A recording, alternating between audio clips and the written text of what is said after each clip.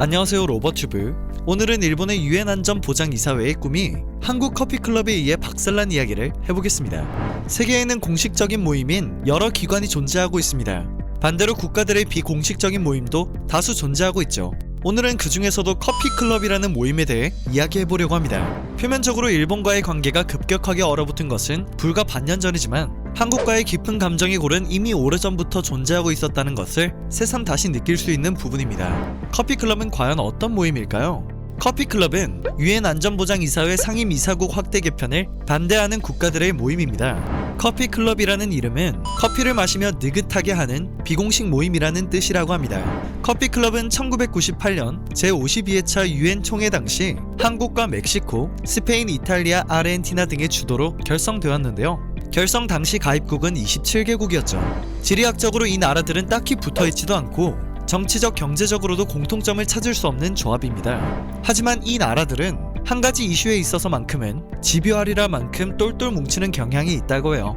이 국가들은 일본을 비롯하여 독일과 인도, 브라질 등 G4 국가의 안보리 상임이사국 진출을 반대하며 G4에게 거부권이 없는 준상임이사국 지위를 부여하자고 주장하고 있습니다. 이유는 무엇일까요? 상임이사국이 되면 안보리 안건에 대한 거부권을 가지게 됩니다. 이로써 외교적인 파워에 있어 그렇지 않은 국가들과 차이가 벌어지게 될 수 있겠죠. 즉 국제 무대에서 큰 영향력을 행사할 수 있게 되는 것입니다. 때문에 G4 국가와 경쟁 관계에 있는 주변 국가들이 4개국의 진출을 막기 위해 결속을 하게 됩니다. 현재 상임이사국은 미국과 러시아, 중국, 영국, 프랑스의 5국가입니다. 일본, 그리고 독일, 브라질, 인도는 현재 세계의 정세가 과거와 다르다며 새로운 상임이사국을 추가해야 한다고 강력하게 주장하고 있습니다. 상임이사국이 선출되는 방식은 투표입니다. 상임이사국이 되려면 기존 상임이사국 5국가의 만장일치 찬성이 필요한데요. 또한 일정 주기로 바뀌는 비상임이사국 10개 국가 중 과반수 이상의 찬성을 받아야 하는 조건을 가지고 있죠. 한마디로 정리해 커피클럽이란 일본, 독일, 브라질, 인도가 상임이사국이 되는 것을 막기 위한 비상임이사국들 간의 일종의 투표 포맷이라고 볼 수 있겠습니다. 다른 세 나라가 상임이사국이 되는 것에 대해 한국은 큰 거부감을 가지고 있지 않습니다. 하지만 일본이 상임이사국이 되는 것만큼은 절대로 원하지 않죠. 상황은 다른 나라도 마찬가지였습니다. 다른 세 나라가 상임이사국이 되는 것은 상관없지만 독일만큼은 안 된다고 생각하고 있는 나라는 이탈리아, 스페인, 네덜란드입니다. 한국과 마찬가지로 역사적으로 용납할 수 없는 입장이라고 해요. 인도에 대해서는 카슈미르 지역에서 분쟁을 하고 있는 파키스탄과 경쟁국인 중국 등이 반대를 하고 있으며 브라질에 대해서는 아르헨티나가 대표적으로 부정적인 입장을 가지고 있습니다. 상임이사국 선출 조건이 있기 때문에 이 모임의 협력 이유 또한 확실하다고 볼 수 있습니다.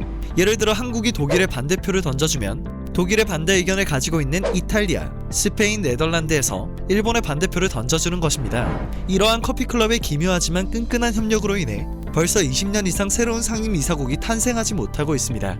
그럼에도 불구하고 아베 총리는 상임이사국 진출에 대한 야심을 재차 드러내고 있습니다. 아베 총리는 지난 2019년 9월 뉴욕 유엔 본부에서 열린 토론에서 세계 평화를 위해 그간 일본이 기울인 노력을 설명하며 안보리 상임이사국이 되고 싶다는 뜻을 밝혔습니다. 전범국이라고 해서 상임이사국이 될 수 없다는 조건은 없지만 일본은 과거 역사에 관련하여 큰 걸림돌을 가지고 있습니다. 어떻게든 과반수의 찬성을 얻어내고 싶다면 역사 문제에 대해 인정하고 진정한 사과부터 시작해야 하지 않을까요? 현재 일본과 한국의 관계를 살펴보더라도 아베 총리의 야심은 아무래도 이루어지지 않을 것 같습니다. 오늘 영상은 여기서 마치겠습니다. 마지막까지 봐주셔서 정말 감사합니다. 더 새롭고 유익한 내용으로 찾아뵙는 로버튜브 되겠습니다.